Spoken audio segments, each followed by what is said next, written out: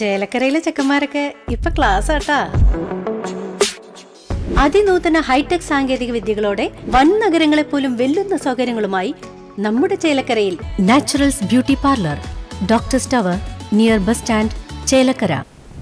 CPIM Thonnurkkara Kizhakkumuri ബ്രാഞ്ചിന്റെ ആഭിമുഖ്യത്തിൽ SSLC +2 പരീക്ഷകളിൽ ഉന്നത വിജയം കരസ്ഥമാക്കിയ വിദ്യാർത്ഥികൾക്കുള്ള അനുമോദന സദസ്സ് സംഘടിപ്പിച്ചു. പരിപാടിയുടെ ഉദ്ഘാടനം മന്ത്രി കെ രാധാകൃഷ്ണൻ നിർവഹിച്ചു. തോന്നൂർക്കര AUP സ്കൂളിൽ വെച്ച് നടന്ന പരിപാടിയുടെ ഉദ്ഘാടനം പട്ടികജാതി പട്ടികവർഗ ദേവസ്വം പാർലമെന്ററി കാര്യ വകുപ്പ് മന്ത്രി കെ രാധാകൃഷ്ണൻ നിർവഹിച്ചു.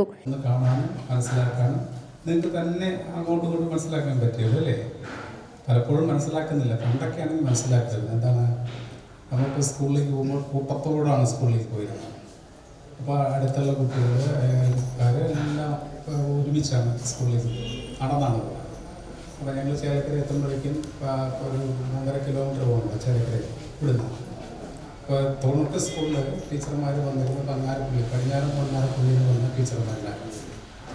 ബാലാമ ടീച്ചറും പുഷ്പ ടീച്ചറും വരുന്നത് പടിഞ്ഞാറൻ പങ്ങാരപ്പള്ളിയിലാണ്. നമ്മുടെ ശാന്ത ടീച്ചർ വന്നിരുന്നത് കിളിമലത്തിൻ്റെ ആ അറ്റത്തുനിന്നാണ്. അങ്ങനെ ഓരോ ടീച്ചർമാരും നടന്നാണ് വന്നത്. 8 കിലോമീറ്റർ ഉണ്ട് പങ്ങാരപ്പള്ളിയിൽ നിന്ന് ഇങ്ങോട്ട് നടക്കണം. നടന്നു വരുന്ന സമയത്ത് പ്രത്യേകത എന്താണെന്ന് വെച്ച് കഴിഞ്ഞാൽ ടീച്ചർമാർ വരുമ്പോൾ പങ്ങാരപ്പള്ളിയിൽ തൊട്ട് കുട്ടികൾ ഇങ്ങോട്ട് വരികയാണ്. അപ്പോൾ ടീച്ചർമാരുടെ കൂടെയാണ് കുട്ടികളെ പറഞ്ഞു വിടുന്നതെന്നുള്ളതുകൊണ്ട് രക്ഷകർത്താക്കൾ വലിയ സുരക്ഷാ ബോധമാണ്.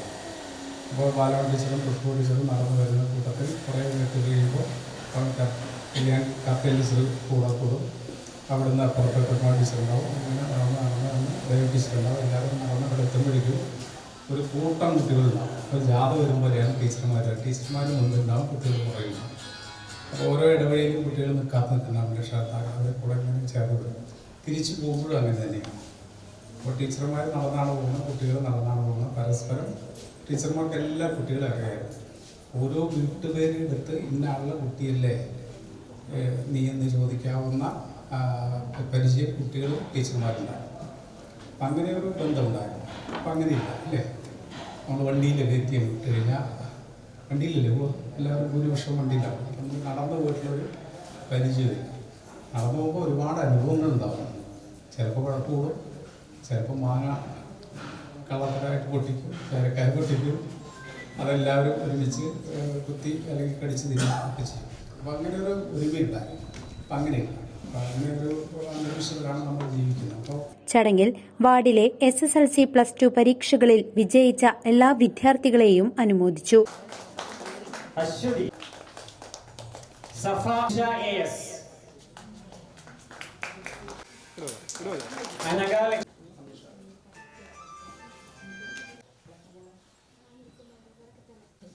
അക്ഷയ്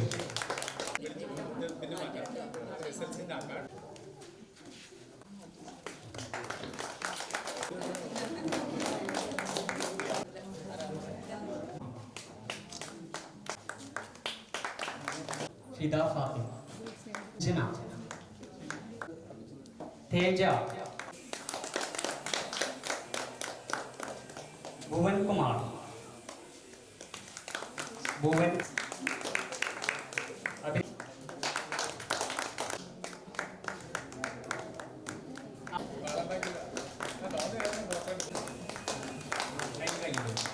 വികസനകാര്യ സ്റ്റാൻഡിംഗ് കമ്മിറ്റി ചെയർപേഴ്സണും വാർഡ് മെമ്പറുമായ ശ്രീവിദ്യ അധ്യക്ഷയായി.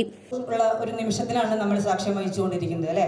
കാരണം റിസൾട്ട് വന്നു, എല്ലാവർക്കും ഫുൾ A+ വാങ്ങാൻ ചില കാരണങ്ങളെ കൊണ്ട് നമുക്ക് സാധിക്കാതെ വന്നിട്ടുണ്ടാവാം. പക്ഷേ നമ്മൾ 18ാം വാർഡ് അനുമോദിക്കുമ്പോൾ ഫുൾ A+ എന്നോ ഒരു A+ കുറഞ്ഞു എന്നുള്ള ഒരു തരംതിരിവ് കാണിക്കാതെ 10ാം ക്ലാസ്സിൽ ജയിച്ച മുഴുവൻ കുട്ടികളെയും അതേപോലെ +2 പരീക്ഷ എഴുതി പാസ്സായ മുഴുവൻ കുട്ടികളെയും ഉൾക്കൊള്ളിച്ചുകൊണ്ടാണ് നമ്മൾ ഇന്ന് ഈ ഒരു അനുമോദന സദസ്സ് ഇവിടെ വെച്ച് നടത്തുന്നത്.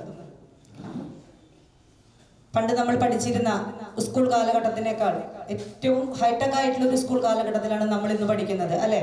കാരണം നിങ്ങളുടെ ഈ വിജയ ശതമാനം ഇത്രയും ഉയർന്നത് നമ്മുടെ സംസ്ഥാന സർക്കാർ ഏറ്റവും കൂടുതൽ ഫണ്ട് വിനിയോഗിക്കുന്ന ഏറ്റവും വലിയൊരു മേഖല തന്നെ ഏതാണ്? വിദ്യാഭ്യാസ മേഖലയാണ് അല്ലെ. ഏറ്റവും കൂടുതൽ പ്രാധാന്യം കൊടുക്കുന്നത് വിദ്യാഭ്യാസ മേഖലയ്ക്ക്. അത് കഴിഞ്ഞിട്ടാണ് ഇതിന് ആരോഗ്യ മേഖലയ്ക്കൊക്കെ കൂടുതൽ പ്രാധാന്യം കൊടുക്കുന്നത്. പണ്ട് ഞങ്ങളൊക്കെ പഠിച്ചിരുന്ന ഒരു സമയത്ത് നമ്മുടെ ബയോളജി ക്ലാസ്സിലാണെങ്കിലും ഒരു കെമിസ്ട്രി ക്ലാസ്സിലാണെന്നുണ്ടെങ്കിലും നമുക്ക് അധ്യാപകർ പറഞ്ഞു തരുമ്പോൾ ഒരു ടെസ്റ്റ് ട്യൂബ് എന്ന് പറഞ്ഞ് നമുക്ക് കാണിച്ചു തന്നിരുന്നത് എന്താണ്? കേവലം ആ ടീച്ചറുടെ കയ്യിലുള്ള ഒരു ചോക്കയോ അല്ലെങ്കിൽ ഒരു പേനയോ ആണ് അല്ലെ. പക്ഷെ ഇന്ന് അങ്ങനെയല്ല. വിദ്യാർത്ഥികൾ വളരെ കൃത്യമായി നമ്മുടെ കണ്ണുകളെ കൊണ്ട് നോക്കി കാണുന്ന രീതിയിലുള്ള ഹൈടെക് ലാബ് സംവിധാനങ്ങളാണ് നമ്മുടെ സർക്കാർ വന്നതിന് ശേഷം എല്ലാ സ്കൂളുകളിലും ഒരുക്കിയിരിക്കുന്നത്.